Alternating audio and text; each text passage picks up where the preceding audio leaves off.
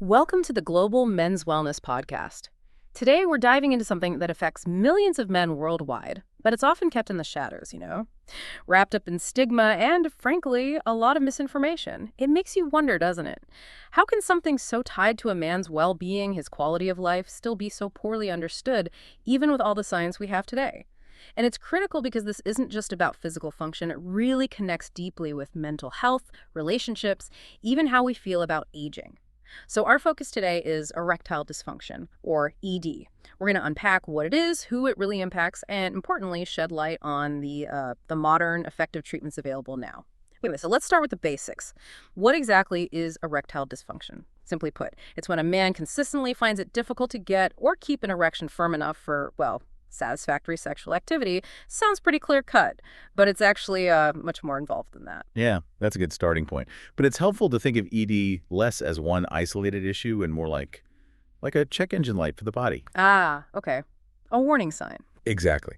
It often signals that other systems aren't working quite right. And we need to clear up some big myths right away. First, it's not just a normal part of getting older. And second, it's usually not just all in your head. Right, although mental health is a factor, isn't it? Oh, absolutely. Mental health plays a role. But very often, EED is linked to underlying physical conditions. Things like high blood pressure, diabetes, hardened arteries, atherosclerosis, cholesterol issues, metabolic syndrome. And it's incredibly common. We're talking about maybe 40% of men between 40 and 70. That's a huge number globally, and it really does negatively impact their quality of life. That check engine light idea really drives it home. It's a clue about potentially bigger health picture.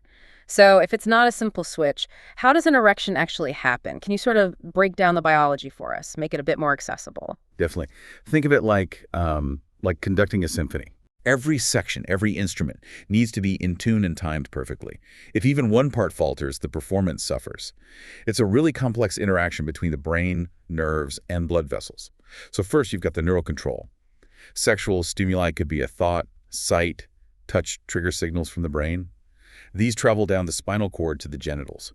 This involves a whole host of chemical messengers, neurotransmitters. Some act like accelerators, facilitating the response. Others are like brakes, inhibiting it.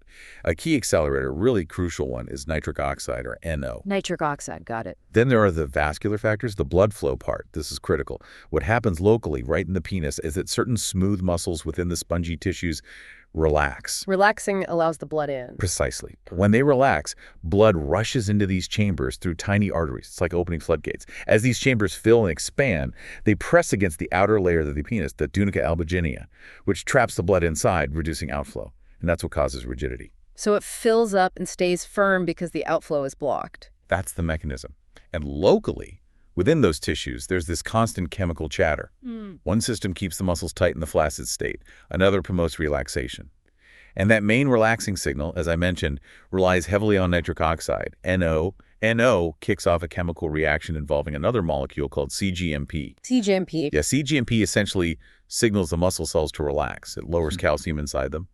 But there's also an enzyme, phosphodiesterase type 5, PDE5, that breaks down cGMP. It's the off switch. For off switch, okay. And naturally, overall hormone balance, things like testosterone, they play a supporting role in the background too. Wow, okay. That's quite the intricate process, a real symphony, like you said. Brain, nerves, blood flow, all these chemicals working together. So given how complex that is, are the treatments we have now quite new? Or are they well established? Yeah, definitely not experimental for many options. Many treatments have decades of solid research behind them. A really huge moment was back in 1992, the discovery of oral PDE5 inhibitors. Right, the pills people know, sildenafil, tadalafil. Exactly those.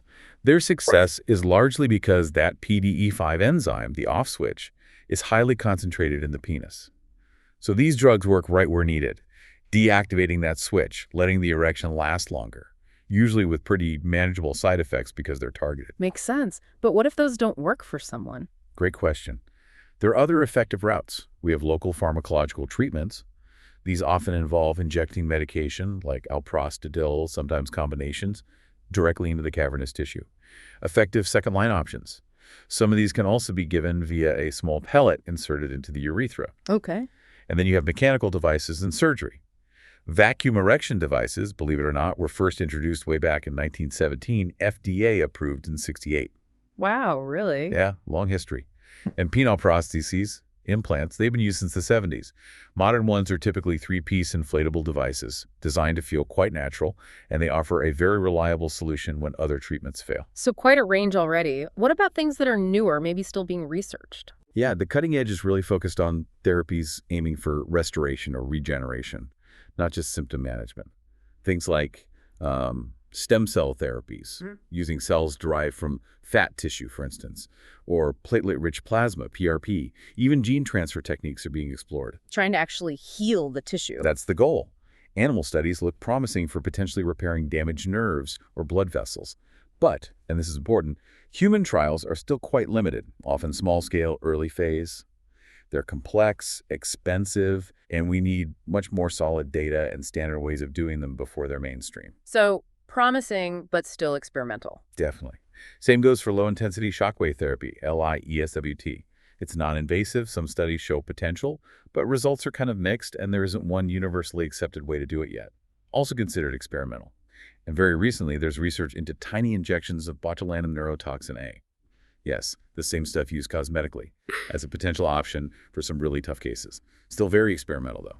It's amazing how much is happening, from established pills to these really futuristic ideas. Which brings me back to something you touched on.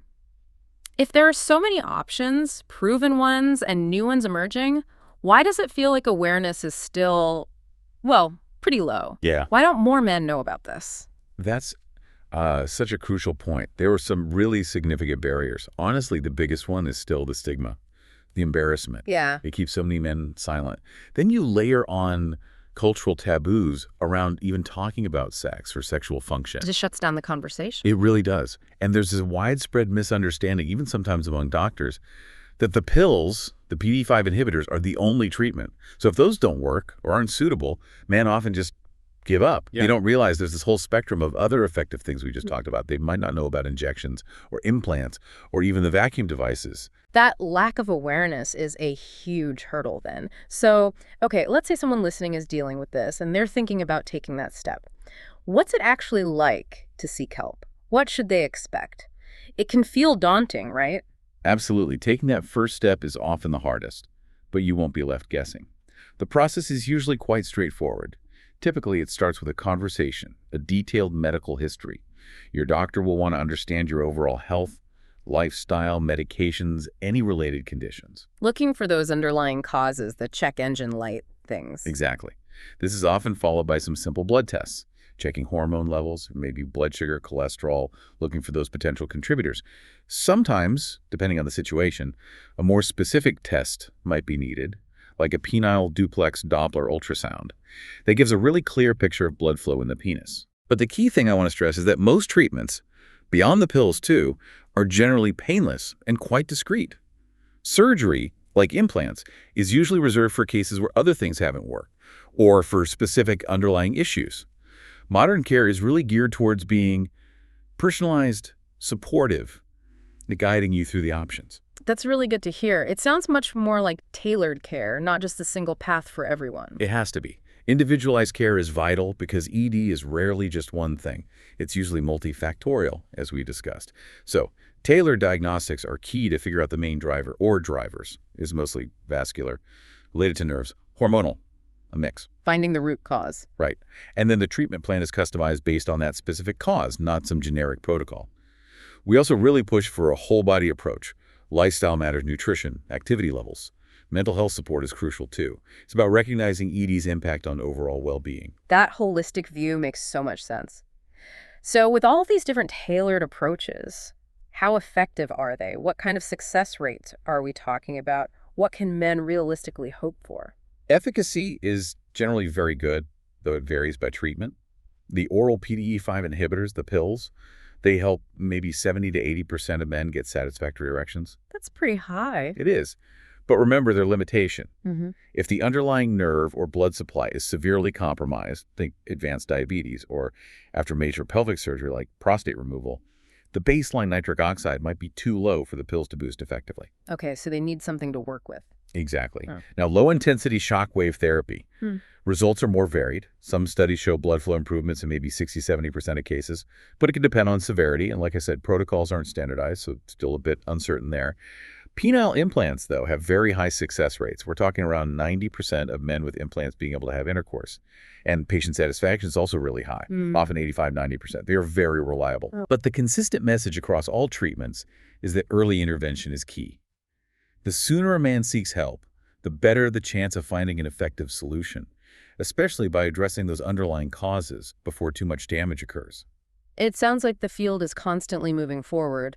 Looking ahead, what does the future hold? What are some of the most exciting trends or research areas in men's sexual health? Oh, the future is definitely exciting.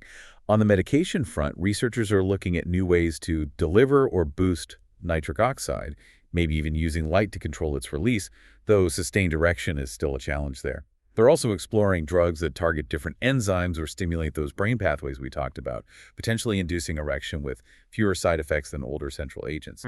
Getting things like oxytocin effectively into the brain is tough, but people are working on it. So smarter, more targeted drugs. That's the hope. And then there's regenerative medicine, which we touched on. Stem cells, PRP, gene therapy. Still experimental, yes, but the potential to actually regenerate damaged penile tissue. The lining of blood vessels, smooth muscle, nerves is incredibly compelling. Real healing, not just managing symptoms. That's the dream. It's complex, expensive, needs way more validation in humans, but it represents a major shift in thinking. And we mentioned botulinum toxin briefly again, experimental, but intriguing as a potential last resort for some really difficult cases. Beyond specific treatments, broader trends like AI helping with diagnostics, telemedicine making care more accessible, these are also changing the landscape. And there's a growing focus on prevention, helping younger men preserve function for longer. It's clear this work isn't just about fixing a mechanical issue. What's the real human impact when ED is successfully treated? Why does this matter so deeply? You're absolutely right. It goes so far beyond just the physical function. Successfully treating ED can profoundly improve a man's overall quality of life, his mental well-being. Think about the impact on intimacy, on relationships, renewed confidence. It can genuinely enhance life quality, not just for the man, but for his partner too. It's about restoring a part of health, a part of self that's often ignored or hidden, but is so central to relationships and self-esteem. It can feel like getting a piece of yourself back. That's incredibly powerful, and it brings us back to a key message. ED is a medical condition. You are not broken, and there are real, effective, science-backed treatments out there. Precisely. It is not a personal failure. And the science keeps moving, offering more hope and more possibilities all the time. So it seems like even with all the complex science, the advanced treatments now and the ones still coming, perhaps the biggest, most transformative step is still the simplest one. Which is? Breaking the silence. Reaching out for knowledgeable care. Absolutely. Understanding what's happening, knowing the options that empowers you to take control of your health journey. It offers real hope for a better quality of life. So we really encourage you, if this resonates, take that first step. Start the conversation. Trust that science and medicine are continuously finding better ways to support men's wellness.